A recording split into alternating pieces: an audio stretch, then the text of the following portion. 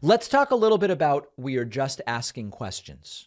We are just asking questions. I'm going to play you a clip from CNN of James Comer being interviewed by Caitlin Collins and confronted about a conspiracy theory he floated about the Chinese balloon.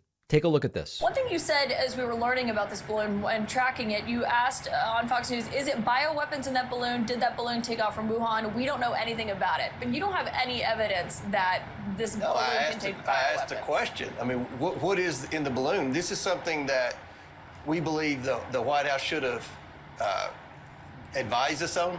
They should have had a briefing to tell us what this was. I mean, back home in Kentucky, this is all anybody talks about, was this balloon. Everyone was concerned. In Kentucky, it was all balloon 24/7. No one trusts China. They know China is an adversary. My concern was the military had no idea anything about the balloon, what was in the balloon, was it a spy balloon? Was it a weather balloon, like China said?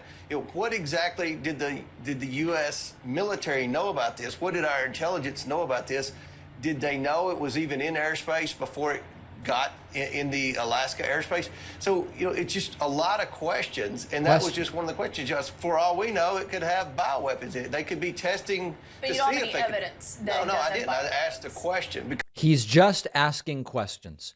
Sort of like I could say, is James Comer a pedophile bank robber who secretly spends his time producing child porn? Why hasn't anyone investigated it? Why won't anyone investigate it? Well, David, because there's no evidence of that.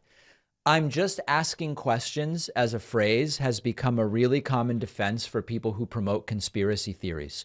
But it's actually a dangerous weaponization of free speech, because the idea behind I'm just asking questions is I'm seeking information. I'm not promoting anything false by asking a question. How could I? It's just a question. I'm asking a question because I seek information. But that's, of course, not the case when it comes to a lot of these conspiracy theories. The people who are just asking questions are asking questions as a way to promote false, baseless, sometimes harmful ideas without having to take the responsibility for the consequences of floating those ideas. Someone might say, I'm just asking questions. Have you ever considered that the moon landing was faked? Why haven't you considered it? Whatever. And when you look at the intent of that, it implies there's reason to support the conspiracy theory when, in fact, there's overwhelming evidence to show actually the moon landing was real.